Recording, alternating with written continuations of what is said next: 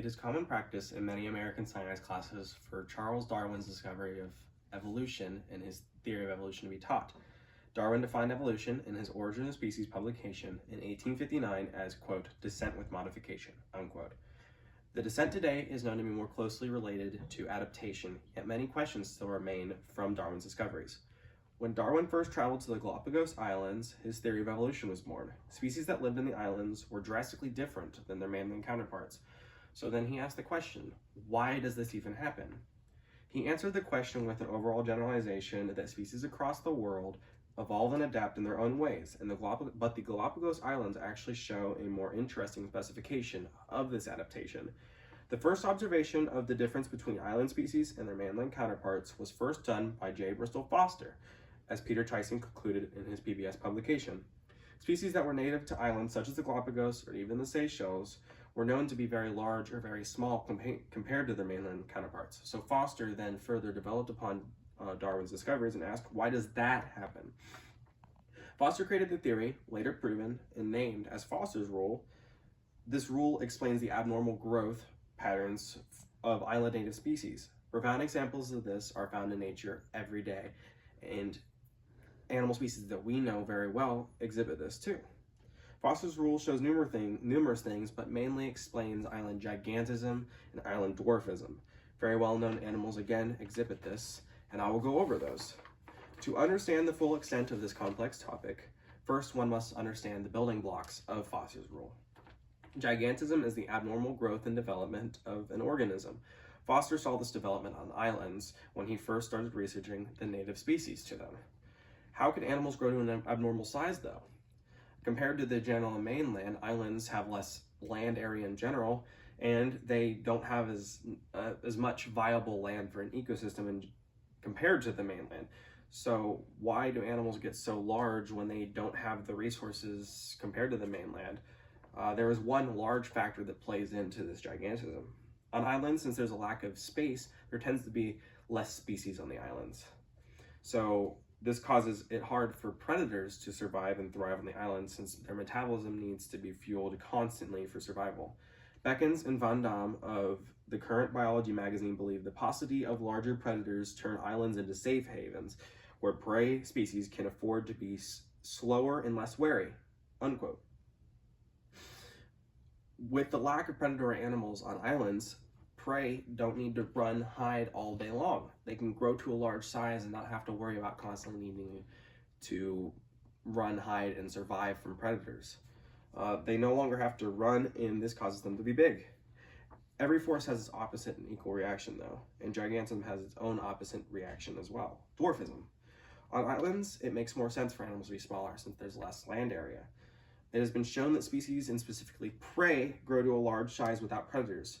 On islands, predator species have the same effect in the sense that without prey, or a large amount of prey, predators become smaller.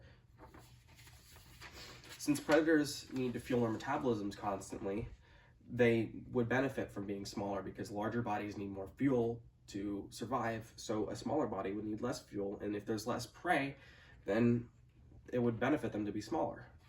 Dr. Shrine of the Animalian column put this observation in a perfect way, stating larger-bodied species, quote, larger-bodied species may become dwarfed in an insular environment, involved a relaxation of predation and competition pressures, unquote.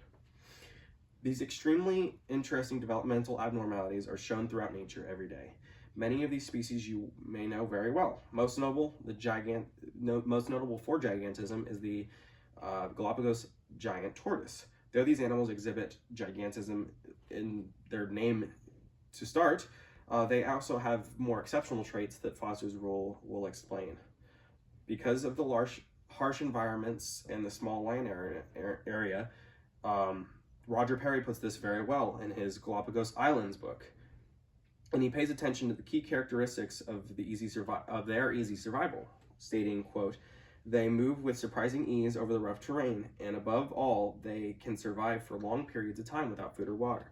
Their large size allows for them to store more nutrients in their body, and they consume less food and last longer than other animals.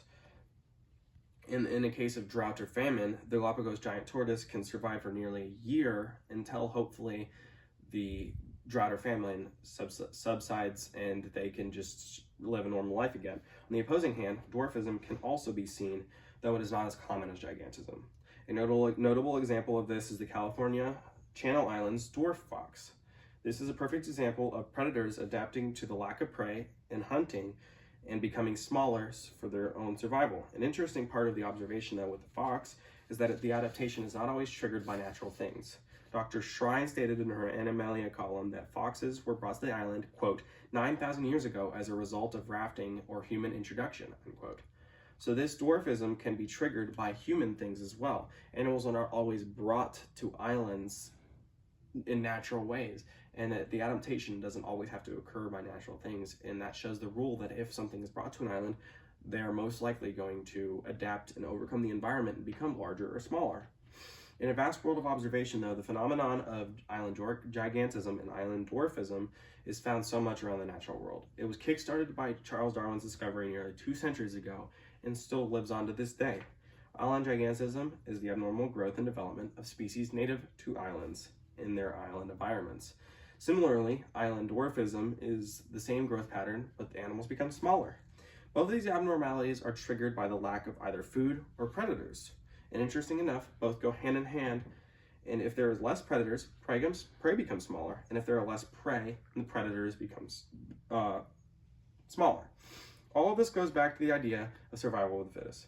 To survive in nature, animals overcome many challenges. And gigantism and dwarfism allow for animals to survive and overcome challenges in environments that do not favor them necessarily.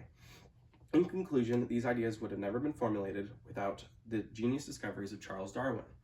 Showing that gigantism and dwarfism go hand in hand, so can scientific discoveries, just as J. Bristol Foster and Charles Darwin's discoveries did.